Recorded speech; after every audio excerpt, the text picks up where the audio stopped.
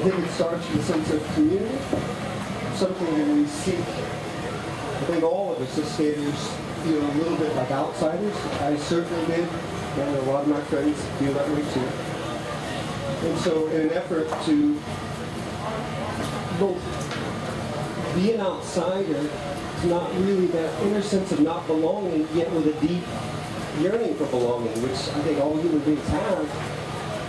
How can you do that? How can you find a sense of community in this sort of multi-dimensional platform that we have with skateboarding that we can create on our own terms with never-ending, and I think it's safe to say, never-ending possibilities. And even atop the possibilities, each one has a style through which we can define ourselves through what we do and a voice that we have that is specific to us. The more we individuate ourselves and separate ourselves, the more we get a sense of belonging, because that's what the community itself seeks, is to be separate and yet belong. So the more we individuate ourselves through what we do, the more we are embraced by the community around us, and we leverage what the community gives us. That is the tricks, that is the ethos, indeed through the arts. And when we give that back, we are recognized by our peers, and that only brings us up higher. And all of us together create that synergy that really skateboard. People ask me, what are your inspirations, who inspires you? And to some degree you think, okay, there's Einstein and there's these great guys in the clouds, but it's not like that. It's the guy down the street, it's the guy that you touch. That's what did it for me. The skateboarding was the same. What made me want to be a skater? Not the greatest guy. It was the guy down the street. He was just so fluid.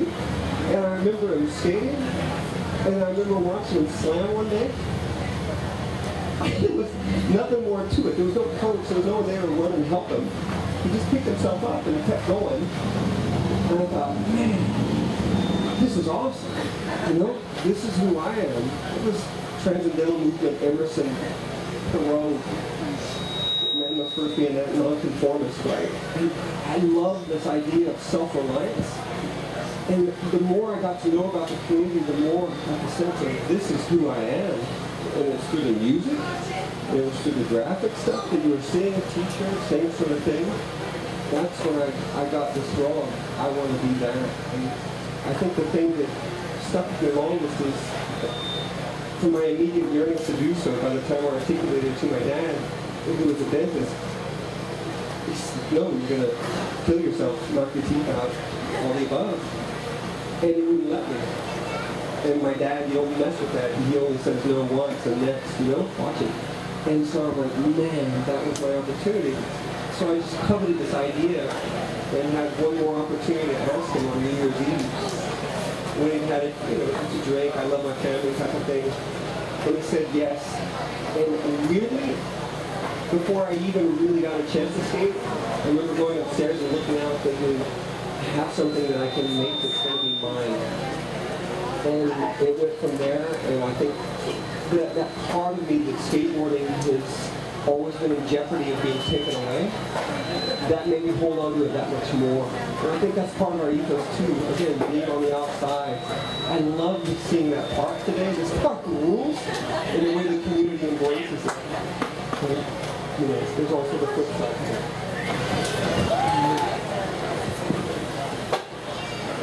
I think, I don't know if you've heard this expression. First time I heard it, I remember just being still for a second. You never smile at a wild animal because it thinks you're showing it your teeth. You know? And it's such a backwards notion. Wait, I'm smiling, I'm going to get attacked. And we are so wired where we recognize, and the kids recognize the simplest gestures, facial recognition. They're so subtle, and yet we immediately process it. I know what you're thinking.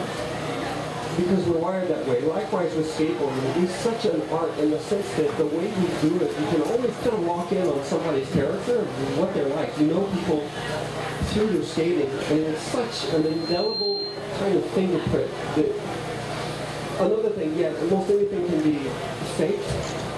And one of the things I love most about skateboarding in the community is it's raw.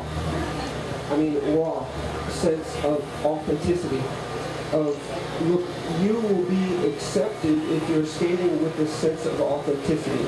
It may not necessarily be the best style. I don't have a good style at all. I never have. But at least it was authentic. You got this sense of resonance. When you're watching someone, you're like, yeah, that's that guy. You meet him, you know. And so likewise, how is skateboarding? Is it more of a sport or an art? I've always looked at the athletic part as that's the fun part, that's the barrier. But we have never, you can see it. And guys who place best in contests, there are exceptions.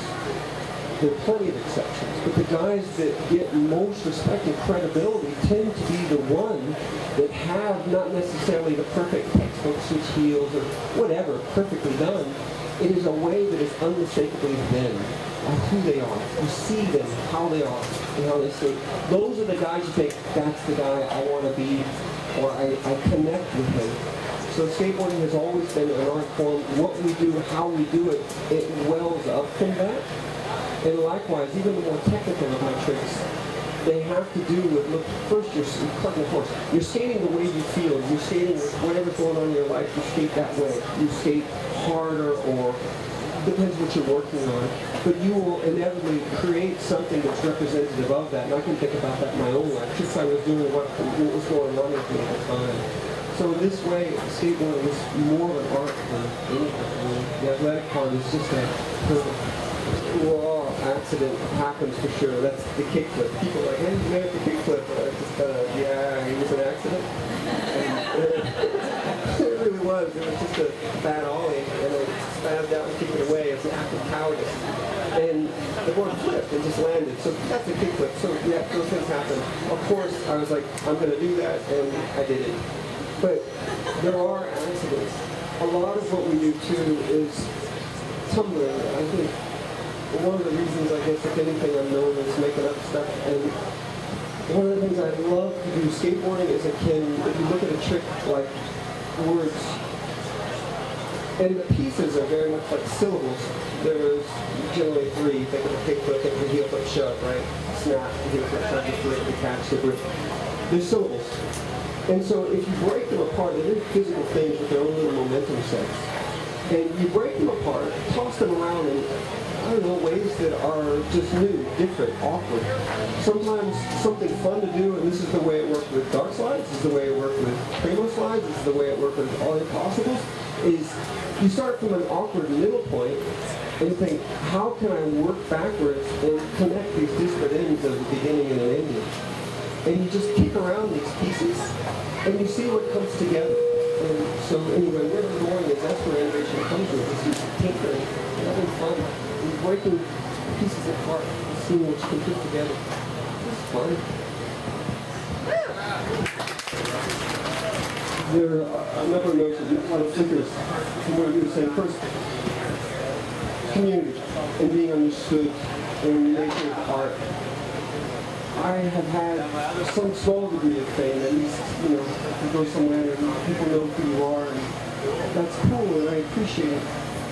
But the more I've had of that, the more I just really understand the importance of being understood. You can have, and I've had a couple of times, I've actually had stadiums roar. And there's a high, it's a visceral high, it's got to be part of our wiring. But then you realize, when you look at comments, they're clapping at the wrong time. They don't really get exactly what you're doing, and it is the inner core of the community that feels it, that knows what it's like. You guys are doing it. When you have just a nod from someone like that immediate gratification, someone who genuinely relates, there is a resonance, a sense of belonging, a sense of, believe me, it trumps any notion of fame that you can possibly have, just that sense of community, that nod you get. And if anything, I wish I could share that and get that across. Another thing is simply traveling to, I remember of all places, I've been a lot of places, and being in Russia, there was something about it. I've been twice. You know, pretty sure they're looking at me like the enemy because that's how I'm looking at them. And then you realize, this guy's doing a kickflip, a 360 flip. And they wear the same versions of what, and there's this connectedness that we have that is across borders, is across ideologies, across anything, something we share, something we created, and there is the value of that is beyond belief, and we are partakers because we are not necessarily benefactors, but also creating others. So that is the joy, the art, the community, and what innovation is all about too, and what drives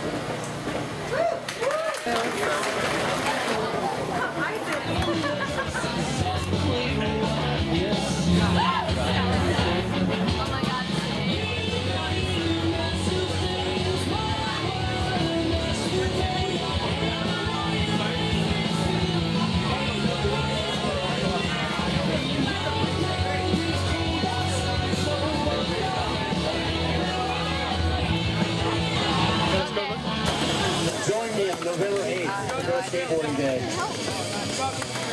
for a day of skating in the shade.